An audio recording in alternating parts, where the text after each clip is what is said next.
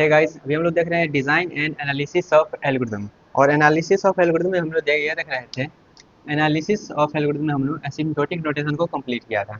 Complete means उसमें जो भी टर्मिनोलॉजी था, जितना जितना नोटेशन था, एक था बिग ओ नोटेशन और एक था स्मॉल नोटेशन। तो दोनों को हमने कंप्लीट कर लिया था थियोरेटिकली। प्रैक्टिकली अभी नहीं किए हैं कंप्लीट, मतलब हमको एग्जाम्पल और जानना है।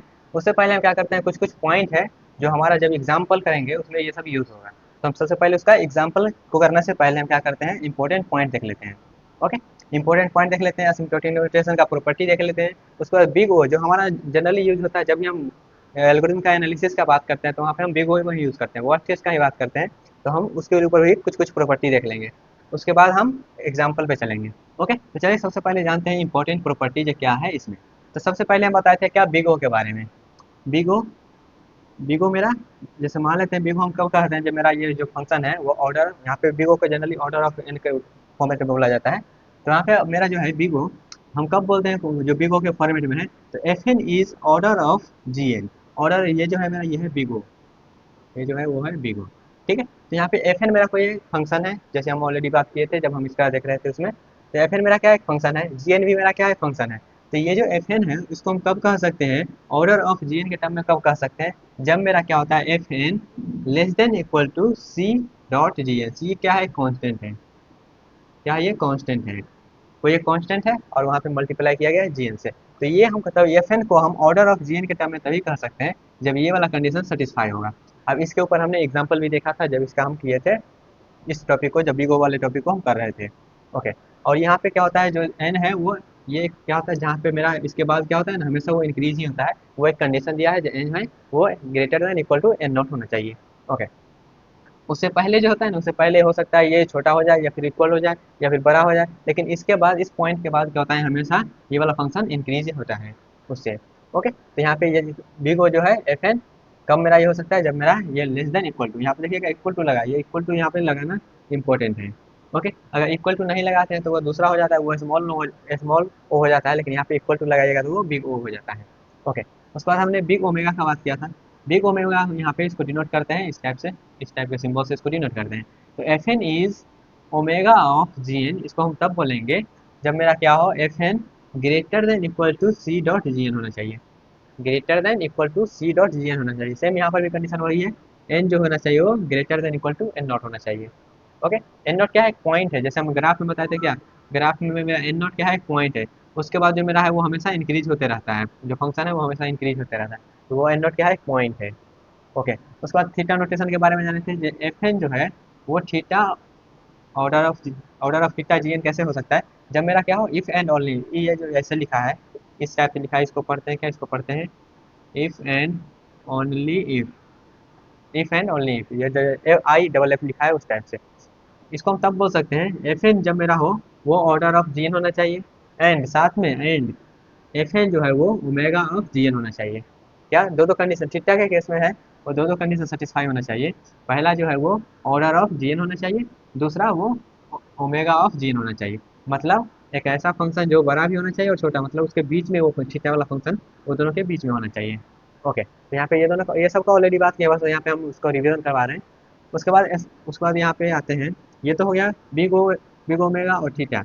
उसके बाद स्मॉलर फंक्शन जो होता है, ऑर्डर ऑफ बिगर फंक्शन। जैसे जैसे मान लें, यहाँ पे एग्जांपल लेते हैं लकड़ी का टुकड़ा का, ये मेरा मान लेते हैं फंक्शन है कोई। ठीक है, ये मेरा एफ एन है, फंक्शन है। अब इसके जो नीचे जो फंक्शन है, इसको तो हम ऊपर वाले के टर्म में लिख सकते हैं ना, इसके अंडर में ही है सब। अगर मान लेते हैं इससे ऊपर रहता तो हम कह सकते हैं ये जो है वो नहीं हो सकता, लेकिन इसके नीचे वाला जो भी फंक्शन है वो तो इसके फंक्शन में रुक के आ ही सकता है इसके अंदर में। तो वही लिखा गया क्या, smaller function are in the order of bigger function. जो भी मेरा स्मॉलर फंक्शन है उसको हम बिगर फंक्शन के टर्म में लिख सकते हैं। जैसे यहाँ पे क्या था, एफ एन मेरा जो है, यहाँ पे देखिएगा एफ एन मेरा क्या हो गया, इसको हम ऑर्डर ऑफ जेन के टर्म में तभी लिख सकते हैं जब एफ एन मेरा क्या है, छोटा है। इसलिए हम इसको बिगर फंक्शन के टर्म में लिख सकते हैं, इसलिए यहाँ पे लिखा गया order of bigger function. Okay, bigger function are the omega of smaller function. अब यहाँ पे देखिएगा ये लिखा गया ऑर्डर ऑफ, मतलब यहाँ पे कैपिटल ओ का बात कर रहा है, मतलब बिग ओ का बात कर रहा है, और ये बात कर रहा है ओमेगा का बात कर रहा है।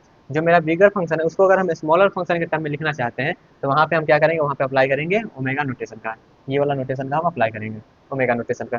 जब भी हमको यहाँ पे मान लेते हैं बड़ा फंक्शन है, इसको हम छोटा फंक्शन में लिखना चाहते हैं तो यहाँ पे ओमेगा नोटेशन का हम यूज करेंगे।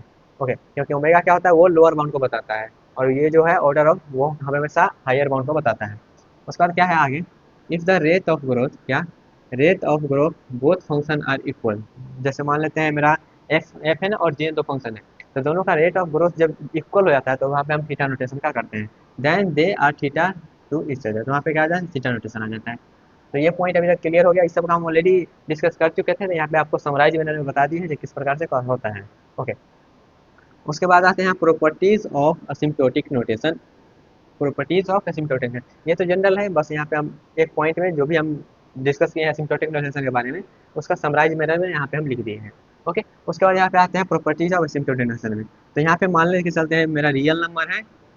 ओके, तो यहाँ पे सबसे पहले रियल नंबर मान लेते हैं, ए और बी मेरा क्या है, रियल नंबर है, और एफ और जी जो है वो पॉजिटिव फंक्शन है। सपोज करके चलते हैं ए और बी जो है वो रियल नंबर है, और एफ और जी जो है वो दो पॉजिटिव फंक्शन है। उसके बाद पहला प्रॉपर्टी हमारे पास क्या है, if f n is order of ji n. अगर हम एफ को जी एन के टर्म में लिख रहे हैं, अगर एफ को हम जी एन के टर्म में लिख रहे हैं, इसका मतलब क्या हुआ, इसका मतलब ये है जो मेरा ए जो है वो बी से क्या है, इक्वल है या फिर छोटा है।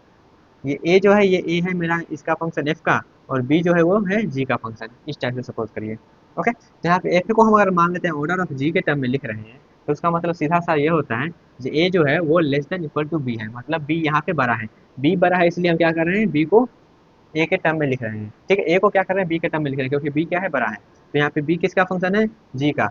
ए किसका फंक्शन है, एफ का। तो एफ यहाँ पे क्या है, छोटा है, इसलिए हम इसको क्या कर रहे हैं, जी एन के फंक्शन के रूप में लिख रहे हैं। तो यहाँ पे जैसे हम बताए थे क्या, जो मेरा है क्या, जो स्मॉलर फंक्शन को हम बिगर फंक्शन के फॉर्मेट में लिख सकते हैं, तो स्मॉलर फंक्शन को यहाँ पे हम बिगर फॉर्मेट के बिगर फंक्शन के फॉर्मेट में लिख दिए हैं। ओके, उसके बाद मेरा अगला क्या है, अगर एफ एन मेरा क्या है, ओमेगा ऑफ जी एन है, तो ओमेगा ऑफ जी एन मतलब क्या हुआ, यहाँ पे जी एन जो है वो छोटा है, इसलिए उसको हम क्या किए हैं, ओमेगा के टर्म में लिए हैं। तो जी एन छोटा है, इसका मतलब क्या होगा, जी एन वाला जो कॉन्स्टेंट है वो भी छोटा होगा, मतलब ए यहाँ पे बड़ा हो गया, बी छोटा हो गया। ओके, उसके बाद if f is order of, sorry theta of ji n, यहाँ पे थीटा ऑफ जी एन मतलब ये है कि दोनों फंक्शन जो है वो इक्वल है, और दोनों फंक्शन अगर इक्वल है तो उसका कांस्टेंट भी है वो भी इक्वल होना चाहिए, तो दोनों का कांस्टेंट भी क्या है, इक्वल है। ओके, दोनों फंक्शन इक्वल है। तो उसके बाद मेरा अगला क्या है, इफ एफ एन इज, यहाँ पे स्मॉल ओ का यूज किया गया, small of ji N, small O का यूज किया गया, इसका मतलब यहाँ पे स्ट्रिक्टली या फिर बोल सकते हैं प्रॉपर ग्रेटर होना चाहिए। प्रॉपर ग्रेटर, ये जो जी एन है वो प्रॉपर ग्रेटर होना चाहिए, यहाँ पे इक्वल भी नहीं होना चाहिए, इसलिए यहाँ पे हम क्या करेंगे, प्रॉपर, यहाँ पे इक्वल देखिएगा, इक्वल नहीं है। ठीक है, यहाँ पे प्रॉपर होना चाहिए। ओके, उसके बाद अगला प्रॉपर्टी मेरा क्या है, if f n is omega of ji n, यहाँ पे स्मॉल ओमेगा का यूज किया गया है, small omega of ji n, तो यहाँ पे स्मॉल ओमेगा मतलब क्या होगा, वो हम क्या कर रहे हैं, जो बिगर फंक्शन है उसको स्मॉलर फंक्शन के टर्म में लिख रहे हैं, तो यहाँ पे क्या होना चाहिए, वो प्रॉपर लोअर बाउंड होना चाहिए। तो प्रॉपर यहाँ पे लोअर बाउंड है, यहाँ पे क्या है, ये जो है स्ट्रिक्टली ग्रेटर है, और या वो स्मॉल हो गया, स्ट्रिक्टली लेसर हो गया। ओके, आई होप आपको क्लियर हुआ होगा ये प्रॉपर्टी। ये प्रॉपर्टी कुछ नहीं है, बस यहाँ पे जो भी हमको डिस्कस किए हैं ना, उसी को एक फॉर्मेट में कांस्टेंट के रूप में लिख दिया गया है। ओके, क्या था पहला, एफ एन जो है वो ऑर्डर ऑफ जी एन है, इसका मतलब जी एन बड़ा है, तो जी एन बड़ा है तो यहाँ पे हम क्या करेंगे, बी को बड़ा कर देंगे। बी को बड़ा कैसे करेंगे, इस टाइप से। ओके, यहाँ पे क्या है, एफ एन को हम लिख रहे हैं ओमेगा के टर्म में, तो ओमेगा के टर्म में इसलिए तब लिखते हैं जब मेरा क्या हो, जो मेरा स्मॉलर फंक्शन है, जो मेरा बिगर फंक्शन है उसको स्मॉलर फंक्शन के रूप में लिखना है। तो यहाँ पे क्या होना चाहिए, जी एन है वो छोटा होना चाहिए, तो बी को क्या कर देंगे, छोटा कर देंगे, इस टाइप से। और थीटा के टर्म में तब लिखते हैं जब दोनों फंक्शन इक्वल होता है, तो दोनों फंक्शन इक्वल होता है तो दोनों फंक्शन के कांस्टेंट इक्वल कर दिए। अब यहाँ पे स्मॉल है तो वो स्ट्रिक्टली क्या होना चाहिए, स्ट्रिक्टली ग्रेटर होना चाहिए, ग्रेटर कर देते हैं। ये स्ट्रिक्टली लेसर होना चाहिए तो लेसर कर देते हैं। ठीक है, ये क्लियर हो गया। अब यहाँ पे आते हैं, जो हम बोले क्या, जब भी हम एल्गोरिथम के एनालिसिस का बात करेंगे तो वहाँ पे हम हमेशा लेते हैं क्या, वर्स्ट केस का बात करते हैं। और वर्स्ट केस का बात करते हैं मतलब अपर केस का बात करते हैं, तो अपर बाउंड का यहाँ पे बात करेंगे, तो अपर बाउंड को हम डिनोट करते हैं किससे, बिग ओ से। अपर बाउंड को हम डिनोट करते हैं किससे, बिग ओ से। अपर बाउंड को डिनोट करते हैं बिग ओ से, तो बिग ओ को हम जनरली यूज करते रहेंगे, तो यहाँ पे हम बिग ओ का क्या करते हैं, कुछ कुछ प्रॉपर्टी जान लेते हैं, क्योंकि हम एक बिग ओ को मान लेते हैं, यहाँ पे हम यूज नहीं कर रहे हैं, थीटा का यूज नहीं कर रहे हैं, ओमेगा का यूज नहीं कर रहे हैं, स्मॉल ओमेगा का यूज नहीं कर रहे हैं, स्मॉल ओ का यूज नहीं कर रहे हैं, लेकिन हम जब भी यूज करेंगे वहाँ पे, जब भी हम कॉम्प्लेक्सिटी एनालिसिस करेंगे वहाँ पे बिग ओ का हम जरूर जिक्र करेंगे। ओके, तो बिग ओ का यहाँ पे बहुत ज़्यादा इंपॉर्टेंट है, तो क्या करते हैं, इसका कुछ कुछ प्रॉपर्टी डिस्कस कर लेते हैं। तो general properties of big O, big O का जनरल प्रॉपर्टीज क्या है वो समझ लेते हैं। तो सबसे पहले यहाँ पर भी कुछ कुछ फंक्शन डिफाइन कर लेते हैं। फंक्शन डिफाइन मतलब यहाँ पे प्रॉपर्टीज को समझने के लिए, लेट मेरा डी एन ए फंक्शन है, ई एन फंक्शन है, एफ एन फंक्शन है और जी एन फंक्शन है। ठीक है, जो कि मैपिंग करेगा, यहाँ पे कुछ कुछ टर्म लिख दिया गया, लेकिन यहाँ पे ये सब क्या है, एक पॉजिटिव फंक्शन आप सपोज करते हैं, ये सब क्या है, एक फंक्शन है। ओके, फंक्शन है, उसके बाद यहाँ पे सबसे पहला प्रॉपर्टीज है इसका क्या, सबसे पहला प्रॉपर्टी है, if d n is order of F n. अगर डी एन को हम ऑर्डर ऑफ एफ एन के टर्म में लिख रहे हैं, इसका मतलब ये हुआ, अगर इसमें हम कुछ मल्टीप्लाई भी कर दें, जैसे डी एन यहाँ पे क्या है, डी एन जो है मेरा वो एफ एन के टर्म में हम इसको लिख रहे हैं, तो अगर मैं यहाँ पे इसका क्या मतलब हुआ, डी एन जो है वो छोटा फंक्शन है, डी एन का जो फंक्शन है वो छोटा फंक्शन है, एफ एन का जो फंक्शन है वो बड़ा फंक्शन है, अगर उसके टर्म में हम लिख रहे हैं तब ऑर्डर ऑफ एफ एन के टर्म में लिख पा रहे हैं तो ओके। तो यहाँ पे हम क्या करेंगे, अगर मान लेते हैं ए से मल्टीप्लाई कर देंगे, यहाँ पे हम इस फंक्शन में ए से मल्टीप्लाई कर दे तब क्या वो चेंज हो जाएगा, तो नहीं तब भी चेंज नहीं होगा, तब भी ये जो है एफ एन क्या होगा, हमेशा बड़ा होगा। तो एफ एन जो है वो हमेशा, अगर हम इसमें ए में मल्टीप्लाई भी कर दें, ये जो फंक्शन है डी एन, इसमें ए का मल्टीप्लाई भी कर देंगे तब भी ये क्या होगा, तब भी ये ऑर्डर ऑफ एफ एन के ही टर्म में होगा। ये पहला प्रॉपर्टी है, ठीक है। जब भी मेरा ए कहना चाहिए ग्रेटर देन जीरो, तभी यहाँ पे हम उस टाइप से लिख सकते हैं। तो पहला प्रॉपर्टी क्या है, अगर मेरा कोई फंक्शन है वो दूसरे फंक्शन के टर्म में लिखा गया है, तो उसमें हम कुछ मल्टीप्लाई भी कर देंगे कांस्टेंट का, तभी वो फंक्शन चेंज नहीं होने वाला है, वो उसी के टर्म में रहेगा। ओके। दूसरा प्रॉपर्टी क्या है, दूसरा, if d n is a order of F n and e n is order of d n, क्या है, मेरा एक डी एन जो फंक्शन है वो एफ एन के टर्म में लिखा गया है, और ई एन जो फंक्शन है वो डी एन के टर्म में लिखा गया है। तो यहाँ पे ये बोल रहा है, अगर दोनों को हम मल्टीप्लाई कर देंगे, ये दोनों को अगर हम यहाँ पे क्या करें, ऐड कर देंगे, d n plus e n कर देंगे, तो इसका क्या है, जो है बिग ओ का जो नोटेशन है उस पर क्या इफेक्ट पड़ेगा, तो उस पर इफेक्ट कुछ नहीं करेगा। यहाँ पे दोनों का क्या करेंगे, ये दोनों, ये इसके ऑर्डर में लिखा गया है ये, और इसके ऑर्डर में लिखा गया है ये दोनों को क्या करेंगे, ऐड कर देंगे, ये दोनों को ऐड कर देंगे, जिसका हायर टर्म रहेगा उसके ऑर्डर में हो जाएगा वो। ओके। तो यहाँ पे इस दोनों को क्या किया, ऐड कर दिए, अब यहाँ पे जिसका हायर टर्म रहेगा वो हो जाएगा। जैसे मान लेते हैं ये मेरा कोई फंक्शन है, ये भी कोई फंक्शन है, ये भी कोई फंक्शन है, जब दोनों को हम ऐड कर देंगे, तब दोनों को ऐड करने के बाद क्या होगा, यहाँ पे कुछ टर्म बनेगा, और कुछ टर्म बनने के बाद क्या होगा, जिसका हायर टर्म रहेगा उस फॉर्मेट में होगा ना, तो यहाँ पे इसका भी क्या होगा, ये दोनों को भी हम ऐड करके वहाँ पे जो हायर टर्म आएगा उसके ऑर्डर में वो हो जाएगा। ओके। ये दूसरा प्रॉपर्टी हुआ। तीसरा प्रॉपर्टी क्या है, if d n is order of F n, d n मेरा क्या है, एफ एन के टर्म में लिखा गया है, और ई एन जो है वो जी एन के टर्म में लिखा गया है। अगर यहाँ पे अगर हम मल्टीप्लाई कर देते हैं, यहाँ पे क्या किए थे, यहाँ पे ऐड किए थे, अब यहाँ पे अगर मल्टीप्लाई करते हैं तो उसका जो एसिम्प्टोटिक नोटेशन जो बिग ओ का है उसमें भी क्या होगा, वो फंक्शन मल्टीप्लाई हो जाएगा आपस में, तो वो दोनों भी मल्टीप्लाई होगा, जिसका हायर टर्म आएगा, जो हायर टर्म को जैसे ऑर्डर ऑफ मैग्नीट्यूड में क्या करते थे, हायर टर्म को कंसिडर कर देते हैं, वैसे ही इसको भी हायर टर्म को कंसिडर करके वहाँ पे उसका ऑर्डर बता देना है जो उस ऑर्डर में होगा। ओके। उसके बाद आते हैं, अगला प्रॉपर्टी मेरा क्या है, if d n is order of F n and f n is order of ji n. यहाँ पे देखिएगा, डी एन जो मेरा है एफ एन के टर्म में लिखा गया है, और एफ एन कोई फंक्शन है उसको हम जी एन के टर्म में लिख सकते हैं। क्या, डी एन यहाँ पे है एफ एन के टर्म में, और एफ एन जो है वो जी एन के टर्म में है, तो ऐसा हम कह सकते हैं डी एन जो होगा वो जी एन के टर्म में होगा। ये यहाँ से जा रहा है, ये जो रास्ता है ये यहाँ से जा रहा है, और ये रास्ता यहाँ से जा रहा है, तो ऐसे बोल सकते हैं ये रास्ता जो है यहाँ पे जा रहा है, जैसे ट्रांजिटिव प्रॉपर्टी होता है ना, वैसा क्या का है, डी एन मेरा क्या है, जी एन के टर्म में, एफ एन डी एन जो है वो एफ एन के टर्म में है, और एफ एन जो है वो जी एन के टर्म में है, तो हम डायरेक्टली बोल सकते हैं ये जो डी एन है वो जी एन के टर्म में होगा, देन डी एन जो है वो ऑर्डर ऑफ जी एन के टर्म में होगा। इस टाइप से ट्रांजिटिव, इसको बोलते हैं ट्रांजिटिव प्रॉपर्टी। ये ट्रांजिटिव प्रॉपर्टी क्या फॉलो कर रहा है यहाँ पे। ओके। उसका अगला प्रॉपर्टी क्या है, if f n is a polynomial, f n मेरा क्या है, कोई पोलिनोमियल फंक्शन दिया गया है ऑफ डिग्री डी, जिसका डिग्री क्या है, डी है, एक एफ एन क्या है, पोलिनोमियल फंक्शन जिसका डिग्री क्या है, डी है, दैट इज यहाँ पे इस टाइप का दिया गया जिस टाइप का मेरा पोलिनोमियल फंक्शन है, then f n is order of, किसके ऑर्डर में लिख सकते हैं, तो जो भी हायर पावर आता है ना इनका उस फॉर्म में लिखते हैं, तो हायर पावर यहाँ पे क्या है, एन के पावर डी, तो यहाँ पे हम एन के पावर डी में लिखते हैं, जो हायर टर्म आता है उसके टर्म में लिखते हैं। जैसे यहाँ पे सपोज करिएगा n plus n square plus n cube है, इसको हायर पावर यहाँ पे क्या है, एन क्यू है, तो यहाँ पे हम क्या करेंगे, इसको ऑर्डर ऑफ एन क्यू के फॉर्मेट में लिख सकते हैं।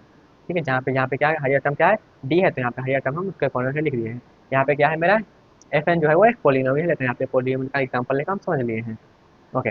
उसका अगला प्रॉपर्टी मेरा क्या है, एन के पावर एक्स, एन के पावर यहाँ पे ये भी क्या है, पोलिनोमियल ही है, is a order of F N, order of A के power N for any fixed x greater than zero and A greater than one. तो यहाँ पे ए का वैल्यू क्या लिया गया, ए का वैल्यू एक से ज़्यादा लिया गया है, और यहाँ पे एन एक्स का जो वैल्यू है वो जीरो से बड़ा लिया गया। तो ये देखिएगा ये क्या है, जीरो से बड़ा लिया गया, तो एक्स को बोल सकते हैं यहाँ पे कॉन्स्टेंट है, एक्स का वैल्यू क्या है, एक दो तीन चार बढ़ रहा है, तो यहाँ पे क्या है, एक्स मेरा क्या है, कॉन्स्टेंट है, तो जब एक्स मेरा कॉन्स्टेंट तो यहाँ पे ये बोल सकते हैं ये पोलिनोमियल है, ये पोलिनोमियल है। और ये क्या है, ए के पावर एन है, तो ए के पावर एन है, तो यहाँ पे ए का वैल्यू क्या है, वन टू, तो इसमें ये देखिएगा एक के पावर एन, टू के पावर एन, थ्री के पावर एन, इस टाइप से जाएगा, तो ये मेरा एक्सपोनेंशियल है, ये मेरा एक्सपोनेंशियल है। तो किसी भी पोलिनोमियल को हम उसके एक्सपोनेंशियल के टर्म में लिख सकते हैं, क्योंकि यहाँ पे एक्सपोनेंशियल वाला जो फंक्शन है वो क्या होता है, हायर होता है, तो कोई भी लोअर फंक्शन है उसको हम हायर टर्म में लिख सकते हैं। तो ये मेरा पोलिनोमियल है और ये मेरा एक्सपोनेंशियल है, तो इसको हम इस फॉर्मेट में लिख सकते हैं, इसको हम इस फॉर्मेट में लिख सकते हैं। ओके, तो ये मेरा पोलिनोमियल हो गया। जैसे हम एक सीरीज भी बताए थे ना, जैसे मेरा कांस्टेंट हो गया, उसके बाद लॉगरिथम होगा, तो वहाँ पर भी देखिएगा एक्सपोनेंशियल जो होता है वो लास्ट में होता है, मतलब सबसे बड़ा फंक्शन होता है एक्सपोनेंशियल का। तो हम वो किसी भी पोलिनोमियल को एक्सपोनेंशियल के फॉर्मेट में लिख सकते हैं। ओके, उसके बाद मेरा क्या है अगला प्रॉपर्टी, लॉग एन के पावर एक्स।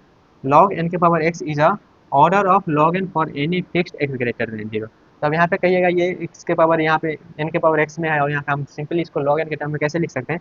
तो यहाँ पे इस टाइप से देखिएगा इसको, ये क्या है लॉग एन है, तो इसको हम ऐसी परिस्थिति, ये जो पावर है इसको हम बाहर फेंक सकते हैं ना, तो क्या हो जाएगा एन, ये हो जाएगा लॉग एन, और यहाँ पे एक्स जो है वो बाहर आ जाएगा।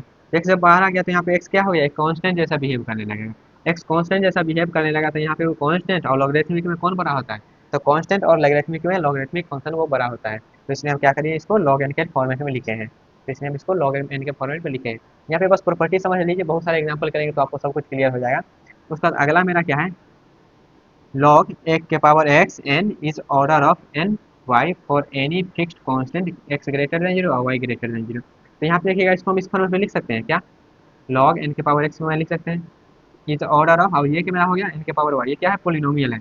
लॉगरिथमिक और पोलिनोमियल में कौन बड़ा होता है, ये मेरा लॉगरिथमिक फंक्शन बन गया, ये मेरा पोलिनोमियल फंक्शन बन गया किसी भी n के वैल्यू के लिए, ये n यहाँ पर भी है, n यहाँ पर भी है, तो ये मेरा लॉगरिथमिक फंक्शन हो गया। पावर में जो पावर में छोड़ दीजिए, पावर में क्या है, पावर में दोनों ग्रेटर देन जीरो है। ओके, तो यहाँ मेरा क्या होगा, ये जो लॉग एन यहाँ पे है और ये यहाँ पे एन है, तो यहाँ पे पोलिनोमियल है और ये लॉगरिथमिक है, तो दोनों में बड़ा कौन होता है, तो दोनों में बड़ा होता है ये पोलिनोमियल। तो पोलिनोमियल के टर्म में लिख सकते हैं, जो भी हाइयर टर्म है उसको तो लिख ही सकते हैं, पहले ही हम बता दिए जो भी मेरा हाइयर टर्म है यहाँ पे क्या बिगर फंक्शन आर ओमेगा के लिखते में लिख सकते हैं, लेकिन स्मॉलर फंक्शन को हम ऑर्डर ऑफ बिगर फंक्शन के रूप में लिख सकते हैं। तो यहाँ पे ऑर्डर ऑफ बिगर फंक्शन के हम रूप में लिख रहे हैं सबको। ओके, तो इतना प्रॉपर्टी आज आपको क्लियर हुआ, ज़्यादा कन्फ्यूजन नहीं होना, यहाँ पे बहुत सारा प्रॉपर्टी लिखा गया, तो बहुत सिंपल सिंपल सही है कि हम कैसे बिगो को हम कैसे आपस में अरेंज कर सकते हैं। यहाँ पे हमने असिम्प्टोटिक नोटेशन का कैसे यहाँ पे अरेंज करेंगे, जो भी हम टर्म पढ़े थे, जो भी नोटेशन पढ़े थे बिग नोटेशन और स्मॉल नोटेशन को, तो यहाँ पे हम वो देख लिए हैं। एक प्रॉपर्टी और होता है, टेबल के रूप में उस प्रॉपर्टी को दर्शा देते हैं, उसके बाद हम क्या करेंगे, उसके बाद इस सेशन को खत्म करेंगे। उसके बाद यहाँ पे देखिएगा बहुत सारा फार्मूला का भी यूज कर रहे हैं, जैसे हम कैसे इसको हम कैसे हम यहाँ पे एक्स को बाहर रख दिए, लॉग इन को अंदर कर दिए, तो इसको क्या है फार्मूला होता है, लॉगरिथमिक का प्रॉपर्टीज होता है, तो फार्मूला को भी हम डिस्कस कर लेंगे ताकि आपको इन फ्यूचर जब भी हम एग्जाम्पल करें तो वहाँ पे कन्फ्यूजन ना हो। तो एग्जाम्पल भी करेंगे ताकि उससे पहले फार्मूला भी कर लेंगे, और लेकिन एक टेबल हम यहाँ पे बचा हुआ है उस टेबल को भी कंप्लीट कर लेते हैं ताकि आपका जो भी प्रॉपर्टीज है इसके रिलेटेड वो कंप्लीट हो जाए। तो चलिए देख लेते हैं टेबल के रूप में इसका प्रॉपर्टी जो है, यहाँ पे सब प्रॉपर्टीज लिखा गया है किसके लिए, बिग ओ के लिए लिखा गया है, बिग ओमेगा के लिए लिखा गया है, थीटा के लिए लिखा गया है, स्मॉल के लिए लिखा गया है और स्मॉल ओमेगा के लिए लिखा गया है। सब प्रॉपर्टीज यहाँ पे हम क्या कहें टेबल के ऊपर में बना दिए हैं ताकि आपको याद करने में मेमोराइज करने में ईजी हो। सबसे पहले देखते हैं रिफ्लेक्सिव प्रॉपर्टी। रिफ्लेक्सिव प्रॉपर्टी क्या होता है, ये जो बिग ओ है वो रिफ्लेक्सिव प्रॉपर्टी को सपोर्ट करता है, ओमेगा जो है बिग ओमेगा वो भी सपोर्ट करता है, थीटा है वो भी सपोर्ट करता है। लेकिन रिफ्लेक्सिंग मतलब हम अगर इसको इसके फॉर्मेट में लिख रहे हैं, रिफ्लेक्सिव क्या होता है, एक को दूसरे के फॉर्मेट में लिख सकते हैं तो दूसरा को भी हम पहले के फॉर्मेट में लिख सकते हैं, लेकिन ये सब तो सपोर्ट करता है। लेकिन यहाँ पे जो है मेरा स्मॉल ओ और स्मॉल ओमेगा है वो सपोर्ट नहीं करता है, क्योंकि ये क्या है प्रॉपर अपर बाउंड और प्रॉपर लोअर बाउंड को डिनोट करता है। तो हम एक को दूसरे के फॉर्मेट में लिख सकते हैं, लेकिन एक को जैसे मान लेते हैं ये बड़ा है, तो यहाँ पे छोटा को हम क्या कर सकते हैं बड़ा के फॉर्मेट में लिख सकते हैं, लेकिन बड़ा को छोटा के फॉर्मेट में हम नहीं लिख सकते, क्योंकि यहाँ पे क्या है प्रॉपर अपर बाउंड है, तो यहाँ पे इक्वल टू भी नहीं हो सकता, इसलिए हम इसको उस फॉर्मेट में नहीं लिख सकते। उसके बाद मेरा सिमेट्री है, तो सिमेट्री को बिगो बिग ओमेगा थीटा सपोर्ट करता है सिर्फ सिमेट्री को। सिमेट्री में मतलब क्या होता है इक्वल, तो यहाँ पे क्या होता है ए और बी और बी का इक्वल के लिए होता था, तो इसको हम इस फॉर्मेट में इसको इस फॉर्मेट में दोनों क्या होगा इक्वल हो रहा था। लेकिन और यहाँ पे कोई जो है वो सिमेट्री के प्रॉपर्टी को सेटिस्फाई नहीं करता है। ओके, उसके बाद मेरा ट्रांजिटिव है। ट्रांजिटिव क्या होता है, एक एक जैसे यहाँ पे दूसरा दूसरा क्या होता है तीसरा, तो यहाँ पे पहला इस टाइप का होता है, तो ये जो है बी को सपोर्ट करता है, ओमेगा सपोर्ट करता है, थीटा सपोर्ट करता है, ये सब क्या करता है आपस में सपोर्ट करता है। यहाँ पे देखिएगा इस सब का एग्जाम्पल वगैरह भी हम आगे देखेंगे, तो ये जो ट्रांजिटिव प्रॉपर्टी है जितना भी यहाँ पे असिम्प्टोटिक का सिंबल है वो सब इसको सपोर्ट करता है। उसके बाद में आता है क्या ट्रांसपोज सिमेट्री एक आता है, ट्रांसपोज सिमेट्री जो है वो थीटा सपोर्ट नहीं करता है, थीटा सपोर्ट नहीं करता। लेकिन यहाँ पे देखिएगा बिग ओ और बिग ओमेगा में इफ एफ एन जो है मेरा अगर ऑर्डर ऑफ जी एन के फॉर्मेट में है, एफ एन मेरा क्या है फंक्शन वो ऑर्डर ऑफ जी एन के फॉर्मेट में है, तब हम कह सकते हैं वहाँ पे क्या है जो जी एन जो है वो ओमेगा ऑफ एफ एन के फॉर्मेट में होगा। क्या जी एन जो है वो ओमेगा ऑफ एफ एन के फॉर्मेट में होगा। जैसे ये क्या है अपर बाउंड के फॉर्मेट में है, तो ये जो जी एन क्या है इसको कह सकते हैं इसके लो इसके एफ एन के जो लोअर बाउंड है उसके फॉर्मेट में इसको हम लिख सकते हैं। ठीक है, सेम यहाँ पे है क्या, इफ एफ एन मेरा क्या है ऑर्डर ऑफ जी एन है, यहाँ पे ये बिग नहीं है यहाँ पे स्मॉल वाला होगा, क्या इफ यहाँ पे एफ एन जो है वो ऑर्डर ऑफ स्मॉल ओ जो है वो जी एन के फॉर्मेट में है, तो ऐसे कह सकते हैं ये जो जी एफ एन जो है एफ एन के टर्म में हम इस जी एन को लिख सकते हैं उसके ओमेगा स्मॉल ओमेगा के टर्म में। ओके, आई होप ये जो प्रॉपर्टीज है आपको क्लियर हुआ होगा। यहाँ पे जितना भी प्रॉपर्टीज था असिम्प्टोटिक नोटेशन के रिलेटेड सब का सारा हम डिस्कस कर लिए हैं, अब इसके बाद हम क्या करेंगे, जो भी फार्मूला इसमें यूज़ होता होगा उस फार्मूला को हम समझ लेंगे, उसके बाद सिर्फ एग्जाम्पल एग्जाम्पल चलेगा। ओके, उसके बाद न्यूमेरिकल के अलावा ही और कुछ है नहीं इस चैप्टर में, तो उसके बाद न्यूमेरिकल चलेगा और डिफरेंट डिफरेंट मेथड से हम कैसे उस न्यूमेरिकल को सॉल्व करेंगे वो समझेंगे। ओके, तो आई होप यहाँ पे जो भी प्रॉपर्टीज हम डिस्कस किए हैं आपको समझ में आया होगा, लेकिन फिर भी कोई डाउट रह जाता है तो कमेंट बॉक्स में पूछ सकते हैं। तब तक के लिए बाबा टाटा, take care and all the best.